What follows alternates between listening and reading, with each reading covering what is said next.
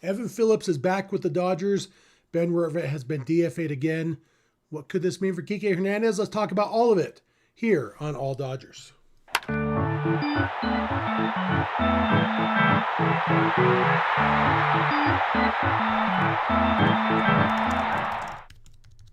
Coming at you live from my mom's basement here in beautiful Pleasant Grove, Utah. This is the All Dodgers podcast, part of the Bleav Network of podcasts, brought to you by FanDuel. My name is Jeff Snider. It is me solo tonight, unless somebody else shows up. Last time I thought I was solo, Clint showed up and forced us to go for an hour and 48 minutes. You know how Clint is sometimes. But today, it's probably just going to be me, and that's okay. The Dodgers actually made some news on whatever day it is, Wednesday. Dodgers re-signed Evan Phillips, which isn't really a surprise in and of itself. The Dodgers were always the most likely landing place for Evan Phillips. But when they non-tendered him a few months ago, they kind of said that he kind of said, I don't remember if it was the Dodgers saying what Evan Phillips had told them or if Evan Phillips actually said it, but it sounded like Evan Phillips might explore his options. And maybe he did. And maybe he just decided, you know what, playing for the best team in baseball with a chance to win yet another World Series title is my preference. That would be logical, but it also might be, maybe this was a foregone conclusion all along. It made sense for the Dodgers to non-tender him when they did. I just wonder if they had talked to him and said, look, we're going to non-tender you, and then in February, we'll re-sign you and we'll pay you, at least what you would have made in arbitration if we hadn't non-tendered you.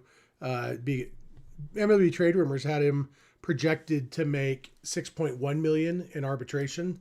And the Dodgers signed him for $6.5 million. So actually a little bit more than he was projected to make. If they hadn't non-tendered him, Ray Soto in the chat says, overpriced $6.5 million for half a season of Phillips. And you know what? That's overpriced is for poor teams to worry about. Dodgers don't have to worry about that. It's just money. And so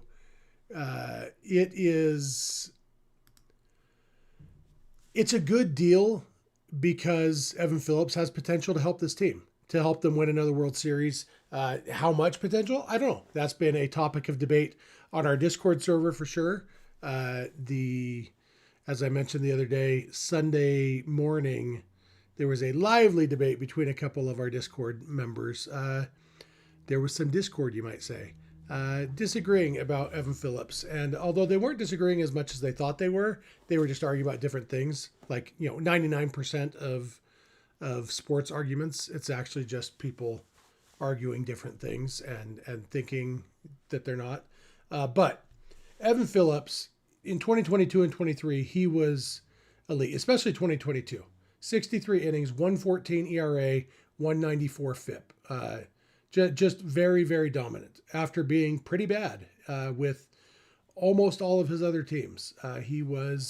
He turned something on with the Dodgers and was excellent. And then 2023, he was very good again, had a 205 ERA. The FIP was up to 316 because his strikeout rate was down a little bit. His home run rate was up a little bit, but still very, very valuable pitcher.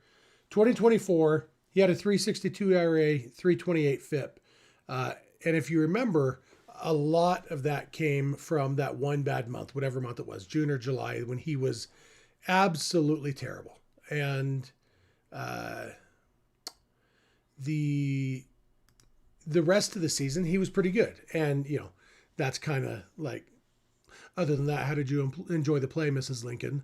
The bad month did happen, and it might be because he was already showing signs of the injury that eventually caused him to get Tommy John surgery last year. Who knows why he was bad that month? And that's the question. Obviously, the Dodgers know Evan Phillips better than we do, more familiar with his medicals, all those things. And so they will, if they're bringing him back, they think he can contribute. And he's not going to contribute. Hold on, I have to sneeze, and I'm solo.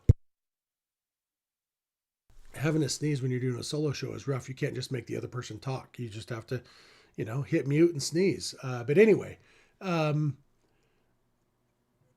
he's not going to be back until second half of the season at some point. He had Tommy John surgery last year, and so he's missing at least half of the season, probably more.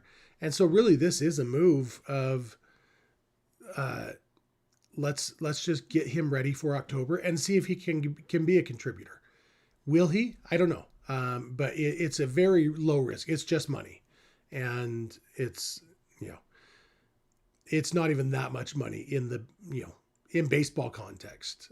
They are paying him less than a lot of teams are paying worse players. And so it feels like a lot for half a season of a relief pitcher. And it is, but it's also not that big a deal. I'm a big Evan Phillips fan. I've always liked him. My kids give me a hard time whenever he's on the screen. They say, "Look, Dad, it's your boyfriend." So apparently I've said a lot of nice things about Evan Phillips. Big fan of Evan Phillips, and hopefully he can get back to that 2022 form, because that would absolutely help. And, there's a lot of ifs in this bullpen. There's Tanner Scott, there's Evan Phillips, there's Brusdar Graterol. Blake Trinan is kind of an if, more of a not likely, but we'll see. There's some question marks, but all of those question marks, the answer to the question could be, yeah, he's really good. And so, I mean, if Phillips and Tanner Scott both have bounce back years, by the time October rolls around, with the two of them and Edwin Diaz and Brusdar Graterol and, Edgardo Henriquez and whichever, Kyle Hurt, and, they just have so many potentially really good relief pitchers. And that was the case last year. And the bullpen was terrible. And so it's not a sure thing, but I'd rather have the talent like the Dodgers have and have to be hoping for the performance than, be hoping. You're always hoping for a performance from your bullpen. It's easier to hope when the bullpen has talent. And so that's my thoughts on Evan Phillips in particular. The interesting thing is the corresponding move, which is that Ben Rortvedt was DFA'd again. And I've got a few comments here in the chat about that. JY Kim says, "I feel so bad for Rortvedt." Richie Flores says, "So no Benny bobblehead." You never know. And Nando390 says, "What was the point of DFAing Bonda for Rortvedt and then DFAing Rortvedt for Phillips?" And that's, I'm glad you asked, Nando.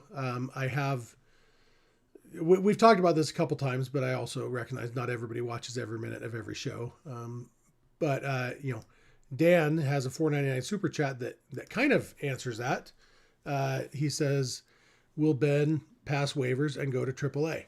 And that's ultimately the hope. The reason the Dodgers claimed Ben Rortvedt is because, well, they didn't want to lose Rortvedt when they DFA'd him the first time. They were hoping to slip him through waivers then. If he clears waivers, then they can outright him off the 40-man roster and send him to AAA. And he stays in the organization off the 40-man roster, which is what they want. And so that's what they tried to do when they DFA'd him the first time. But the Reds spoiled that by claiming him. So then the Reds DFA'd him, trying to do the same thing. They were also trying to slip him through waivers. And the Dodgers spoiled it and claimed him back. Now, the reason there's a decent chance that he might clear waivers this time is because the Dodgers choose last in waivers, which means that every other team just had the chance to claim Rortvedt and didn't do it. And so that means, either something has changed, and it's entirely possible that a team that didn't have room for Rortvedt, didn't have interest, a week ago when he was on waivers last time, will this time. It's possible. It's also possible that the Reds might say, okay, we have an opportunity to get Rortvedt back again. Is there somebody else we can DFA to make room for him?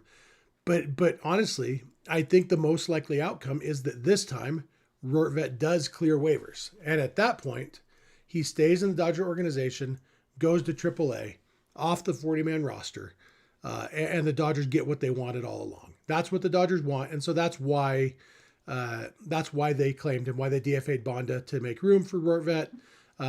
you can look at it more as the Dodgers DFA'd Bonda to make room for Phillips. And as a side benefit, they also maybe get Rortvedt back in the organization. That's what they're shooting for. Rortvedt is a solid guy to have in AAA as a backup catcher in case one of your major league catchers gets hurt. And that's his role, or it's what the Dodgers are hoping his role is going to be. Now, it's, that Ben Rortvedt is always going to be a hot button topic because he had some big hits for the Dodgers last year. He definitely stepped in when both Will Smith and Dalton Rushing were hurt. They needed Ben Rortvedt. He showed up. I think people like Rortvedt because he's a good bunter, which has some value. There's a lot to like about Ben Rortvedt, and I like all those things about him. I don't have any illusions that he's a good hitter, that some people do. And I disagree with those people vehemently, even with the big hits. Ben Rortvedt was a bad hitter last year. And yes, Dalton Rushing was an even worse hitter by a little bit in the big leagues. The difference is Dalton Rushing has a long track record of being a good hitter. Ben Rortvedt has a long track record of being Ben Rortvedt. And so, he is not a guy, and the fact that he's been DFA'd 3 times this offseason tells you big league teams agree. And that 28 teams just passed on him in waivers. He's not a big league starting catcher for sure. And depending on the team, he's maybe not a big league backup catcher. But a lot of that will come down to what happens with Dalton Rushing as far as figuring out a way to get him playing time, get him plate appearances, or if he can headline a trade package, maybe. Sorry, I dropped the baseball. I was tossing around in my hands and caused me to bump my desk and stuff. Maybe a trade package materializes and the Dodgers do trade Rushing and then they have Rortvedt as their backup catcher. Who knows? But right now, the next thing we'll hear is either that Rortvedt was claimed by somebody or that Rortvedt cleared waivers and was outrighted off the 40-man roster. And that, I think that's the most likely outcome. That's definitely the outcome I'm hoping for because I like Ben Rortvedt. I would like him to stay in the organization. I have no idea where the baseball that I dropped went. Disappeared, but that's all right. That's the Ben Rortvedt side of things. And it's pretty interesting. GI says, we'll know soon enough if Rortvedt is going to accept being outrighted to AAA, put Phillips on the 60-day IL, leaves them with an open spot to sign Kiké, and put him on the 60-day IL. That is definitely what I'm going to talk about next, but I will address this first sentence first. Rortvedt won't have a say in it. If Rortvedt clears waivers, the Dodgers will outright him, and there's nothing Rortvedt can do about it. He does not have the option of rejecting that outright assignment. He doesn't have the two, as long as the guy doesn't have 5 years of service time and he hasn't been outrighted before in his career, there's nothing he can do about it. And so that applies to Rortvedt. If he clears waivers, the Dodgers will outright him and he won't have the option of accepting it or rejecting it. But that does segue into the other part I want to talk about, which is Kiké Hernandez. You can see on the screen, if you're watching this on YouTube, that the font we use here at All Dodgers does not have accented characters. And that's why the accented E in Kiké is a different font than the other letters. You know what? The more you know. But as GI said, what this does now is it gives the Dodgers an option.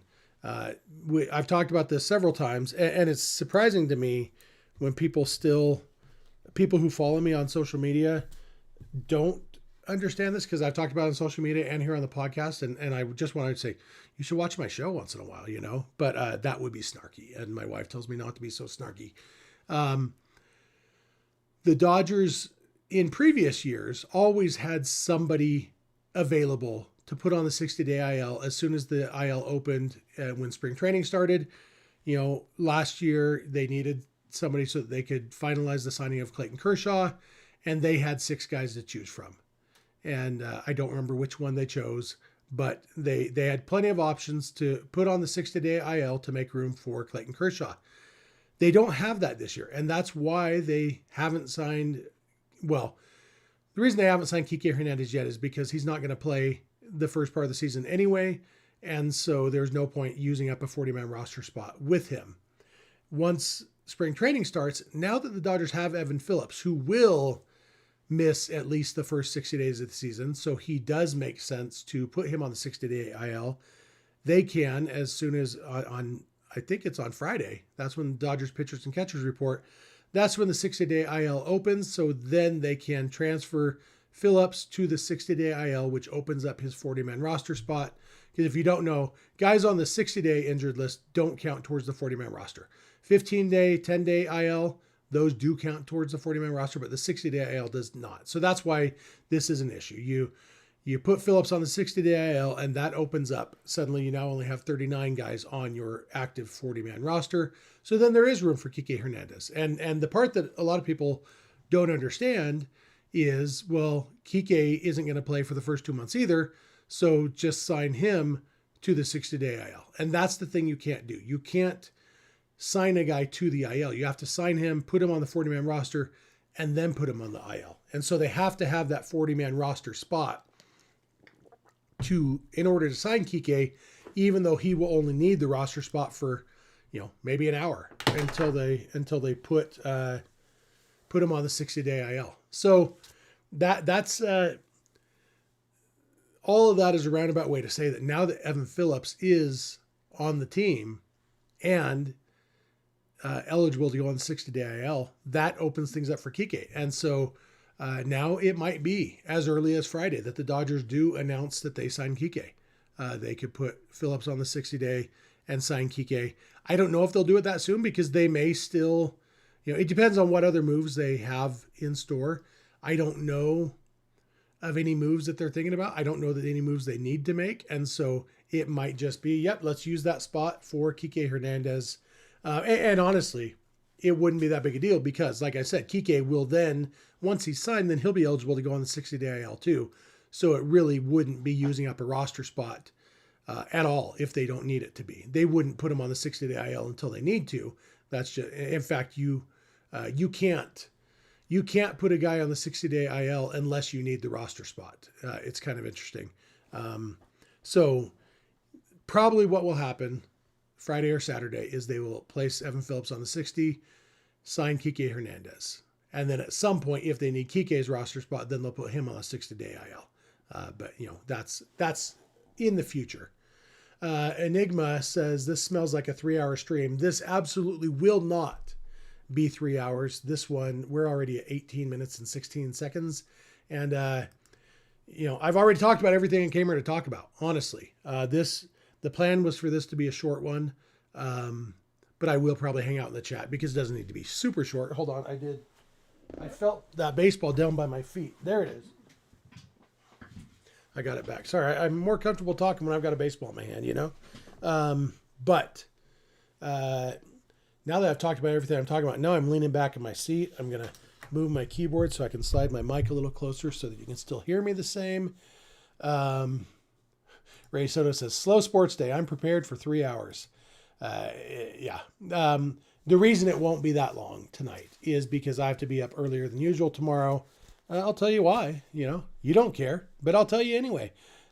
We have a Suburban, 2018 Suburban that we had decided to sell because we don't really need it that often. And so I had actually put it on consignment with a car dealership here in Utah, like 5 months ago, 5.5 months ago. And they're, oh yeah, we'll get this sold for you real quick. And then it just never sold. And so I finally just on Saturday said, all right, well, if it's not going to sell, I'm not going to just leave it there. And so I went and picked up my Suburban. So I have it back now, but in the 5.5 months that they had it, the registration expired. And we are driving it now that I have it back. We're going to drive it down to St. George for my son's baseball tournament on Friday. So I need to run to the DMV in the morning before work to get the Suburban registered. That's why I have to be up early. I told you didn't care. And then I proved that you didn't care. Ruth in the chat says it's her first time watching live. Says, I followed Jeff from that other place he used to be, which is dead to me. That's right, Ruth. It's dead to all of us. I do feel bad that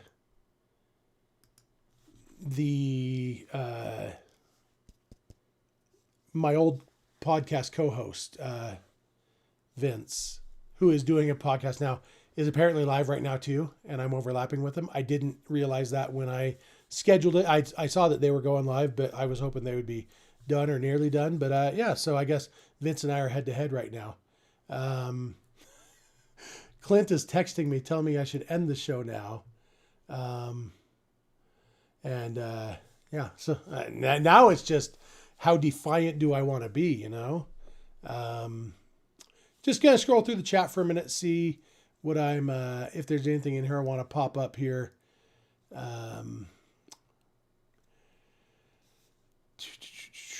Rosman says, yo, what's up, Jeff? Hey, Rosman. Happy you're here. I appreciate all of you being here. Sorry I didn't give you guys more notice that we were going to be going live. It was kind of a last minute thing. I wasn't sure if Kevin was going to join me or not. There were a lot of question marks about this, but then I said, I'm just going to do it, you know? But I'm telling you right now, we're at 21 and a half minutes right now. This one will end by the 30-minute mark. This is going to be, you know, pretend it's that old show that we don't talk about, that we were only a half hour a day. This one is going to be a 30-minute show. I'm telling you now. Enigma says, I don't really feel bad for Benny Rowe. He's an adult and a professional athlete. This comes with the territory. Yeah, and you know, I probably felt that way when I was 21 too, and not as a knock on you, Enigma, but I've come to learn in my old age that professional athletes are people too. One of the I'll tell you an experience I had back in 2015. It was actually the day that I met Vince.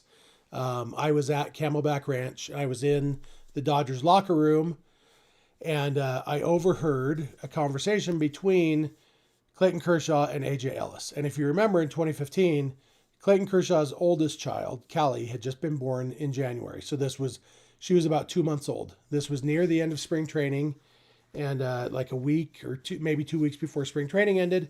And I overheard Clayton Kershaw and AJ Ellis talking, and AJ Ellis asked Kersh, are you guys driving or flying when we head to LA from Glendale, Arizona?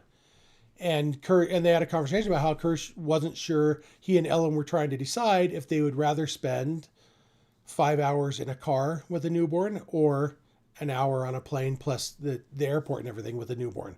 And that was a big eye-opener for me, because that exact conversation that Clayton Kershaw and Ellen Kershaw had is a conversation that I had with my wife many times at that point. At that point, all three of my kids were born by then, and all three of them we had done, you know, going to California from here in Utah. And, you know, several times we had done where me and the two older kids would drive and my wife and the baby would fly. So that was kind of an eye-opener for me, that even Clayton Kershaw, who at this point was already a 3-time Cy Young Award winner, MVP winner, richer than he would ever need to be, and he and his wife have the same kind of conversation that me and my wife have.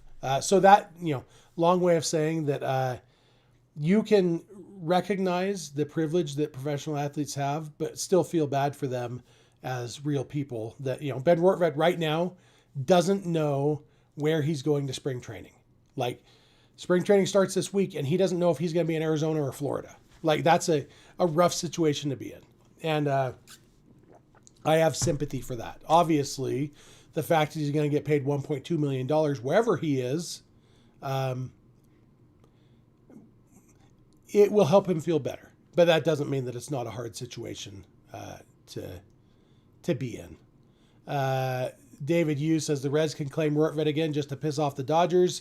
Yeah, they can, except they would need a 40-man roster spot. And the reason they DFA'd him last week is because they needed that roster spot for someone else. So maybe, and that might be why the Dodgers DFA'd him now, to try to get him through waivers before the 60-day IL opens up, because that would make it, you know, easier to have a 40-man roster spot. But the thing about Rortvedt, because he doesn't have minor league options available, any team that claims him, he doesn't just have to be on their 40-man roster. He has to be on their 26-man active roster in the big leagues.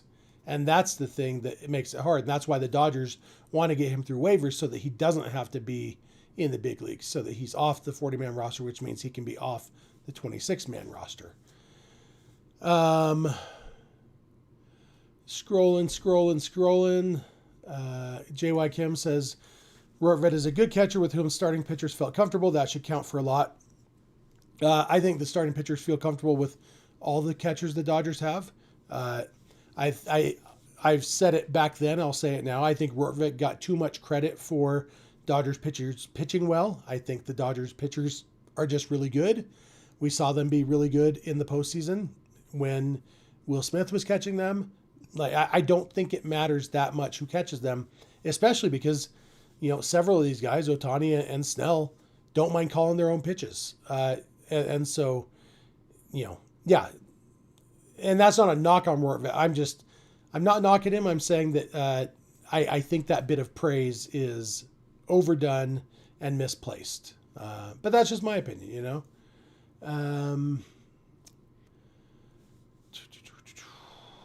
Scrolling more. Just saw Enigma said basically the same thing I just said. I bet he heard it from me. David Hughes says, so much talk about a backup catcher. Austin Barnes is feeling jealous right now.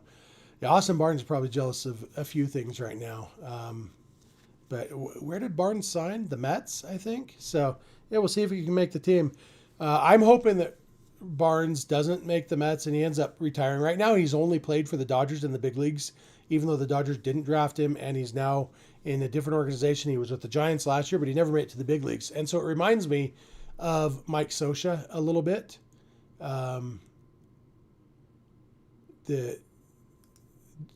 GI says, I think Rortvedt has 3+ years of service time so he can reject being outright and become a free agent. Problem is that he loses the contract. No, Rortvedt can't refuse it. He has, it's 5 years of service time when you can refuse an outright assignment. And he's at, just under 4 years of service time. So no, he can't refuse the outright assignment. Anyway, what I was saying is, it reminds me a little bit of Mike Scioscia, who Mike Scioscia played his entire career with the Dodgers, and yet he has baseball cards with both the Padres and the Rangers because he went to spring training with both of those teams, and the baseball card companies got excited about it and made baseball cards of him, and then he never played in the big leagues with them. So if you look at his baseball reference page, his entire career was with the Dodgers. But if you look at his baseball card history, not his entire baseball card history was not with the Dodgers. And so, I'm kind of hoping, I don't know if Topps will make a Topps update Austin Barnes on the Mets card, unless he actually makes the team. Back then, back in the, early 90s, card companies kind of had different deadlines. And so you had that more often. There's a Mario Soto 1990 Upper Deck or scorecard. I think it's Upper Deck. On the Dodgers. Mario Soto played his entire career with the Reds, but he's got a baseball card on the Dodgers, so that's fun. I got a $5 super chat from Godzilla. Just says, for Jeff's wife, happy Valentine's Day. Hey, thanks, man. I'll make sure she doesn't get it. Let's see. I'm at 29 minutes. I said we're only doing 30 minutes. Beverly Benton says it's okay to only do a half hour. She's got the Thursday night tireds. I do know that my buddy Randall is watching, and he went to the Seahawks Super Bowl parade today, apparently. So he's tired too. So there is definitely, I don't think anybody's going to be too heartbroken that this is going to be a shorter episode. Rosman said, I wish you well at the DMV, Clint. I don't know why he's calling me Clint. You guys making jokes about my backwards hat again? Yeah, sometimes I like to wear my hat backwards. Let's see. Nothing else is jumping out at me. Cole says, could your wife charter a private plane, Jeff? Going back to the Clinton Kershaw conversation. If you've had a baby, it doesn't matter obviously a private plane would be more comfortable, but flying with the baby is hard no matter what you're doing, because it's not about, babies aren't going to be cramped no matter, what you're doing. It's the elevation, going up in the air, the air pressure changes, all those things that are annoying for a adult can be downright miserable for a baby. And so that is, that's the issue with flying. It's not that the plane's not nice enough. Baby doesn't care how nice the plane is. Baby cares that their ears hurt and they don't know why. Things like that. DC asked Jeff, what's for Valentine's Day dinner? I know you make a mean mac and cheese. It's true, I do. We will be in a hotel in Hurricane, Utah on Valentine's Day. And so Valentine's Day dinner will what day is Valentine's Day? Is that Saturday? Let's see, 12, 13, 14, 13. Yeah, Saturday. So my son has baseball games at 5 p.m. and 7 p.m. So I'm guessing Valentine's Day dinner will be Subway or Jimmy John's, probably, maybe Jack in the Box, but something that we can eat at the baseball field while we watch my son play baseball. So yeah, I won't be making mac and cheese for that. That's for sure.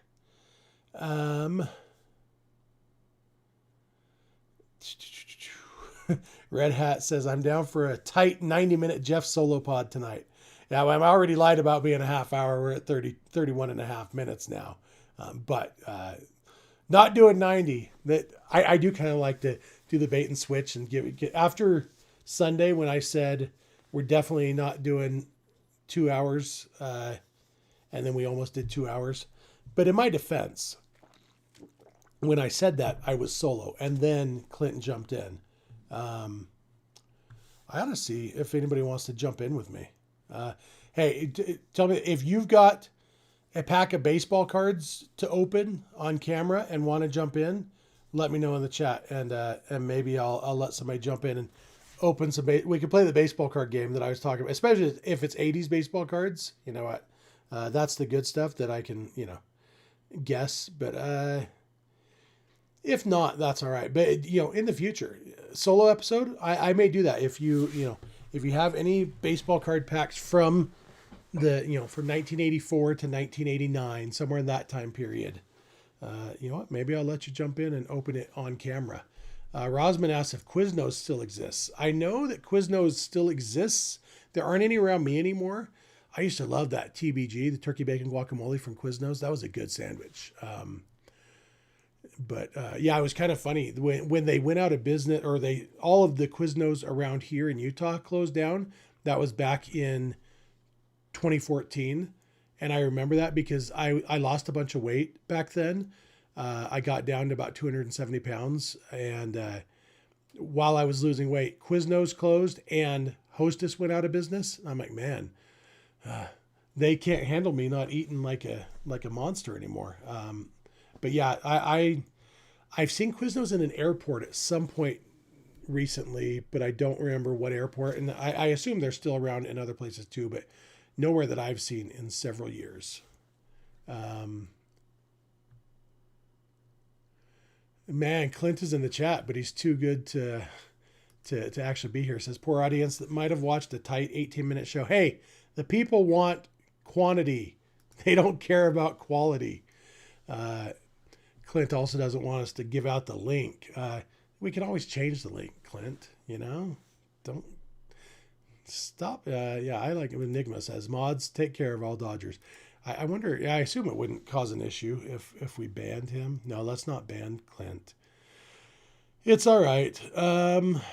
Cole says, I prefer Quiznos over Subway. Yeah, I like Subway. I think it's fine for what it is. Quiznos was good quality stuff. Jimmy John's is fine. I like their wheat bread. But Jersey Mike's, a cheesesteak from Jersey Mike's, is, if I'm talking like national chain sandwich places, I think I'm probably mostly Jersey Mike's guy. Although the jalapeno chips at Jimmy John's are better than the ones at Jersey Mike's. But that's just a minor thing. Clint says, real Dennis energy from Jeff tonight. If you don't know, Dennis is one of the many nicknames that we have for Kevin. I don't remember if we ever told why we sometimes call him Dennis. I'll tell you guys, you know what? That's what we do when Jeff does a solo show. I'll tell you all the secrets. Somebody referred to Kevin as Bad Take Kevin, which is BTK, which was the name of a serial killer, the BTK killer, and his name was Dennis Rader. And so I started referring to Kevin sometimes as Dennis when he has a bad take. So Clint here is saying that I have bad takes, or at least that I am, I'm ruining everything. Rosman says, let's have a cookout with the chat at the Grand Canyon and then drive down to Camelback Ranch. I'm going to be near the Grand Canyon in a couple weeks. We're going down to Page, Arizona by Lake Powell. Do some hikes, I think 2 weeks from this weekend. And so we'll be like an hour from the Grand Canyon, but I've seen the Grand Canyon enough. I'm not going to go an hour farther from home. Ken Wolcott mentions the hamate bone. We've heard Francisco Lindor and Corbin Carroll are both having hamate bone surgery. I feel like there was a third one. I don't remember who the other one is, but somebody big name-ish. So I think that's what Corey Seager broke when he got hit by the pitch in 2021. It's what my son broke the same, like 2 weeks after Corey Seager took a linebacker, a line drive comebacker, not a linebacker, line drive comebacker when he was pitching, and it broke his hand. Yeah, it's a little bone that is easily broken, apparently. Swollen Sausage says, Jeff, hello, you're so lonely looking. Well, you don't look so great either. No, I'm not lonely. I like talking to myself and all of you in the chat. But with that said, I am going to start wrapping up.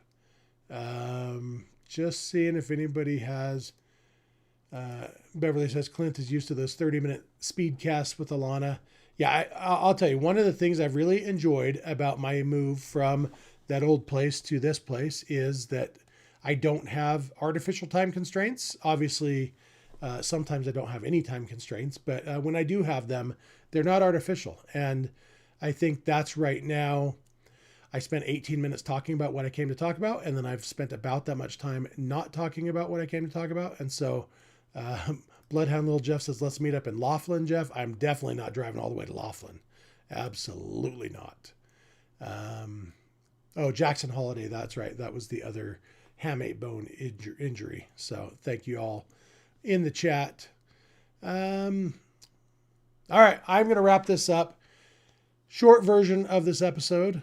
So Noah can clip this at the end. Here's the short version. Dodgers re-signed Evan Phillips. They DFA'd Ben Rortvedt. They're hoping to keep him in the organization anyway. I haven't referred to him as Ron Roveltelt or Ronnie Roves at all this episode until right now. And having Phillips back could possibly mean Kiké back this weekend.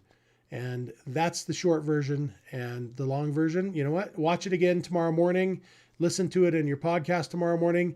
Give me 5 or 6 views and listens of every episode, and we will be in good shape. That's all I got to say. So thank you to everybody except for Clint in the chat. Thank you to the mods. Thank you to the Bleav Network for having us. Thank you to FanDuel for sponsoring the show. I should have told you some FanDuel odds. Let's do that real quick. FanDuel odds.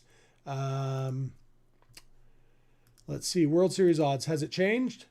Dodgers up to plus 210 again. I think it was down to plus 220 last time. So moving on up. Dodgers plus 210 to win the World Series. We'll take it. That's over at FanDuel. They are a presenting sponsor, so thanks to them. Thanks to the Bleav Network. Thanks to all of you. And with that said, I have nothing left to say except for bye.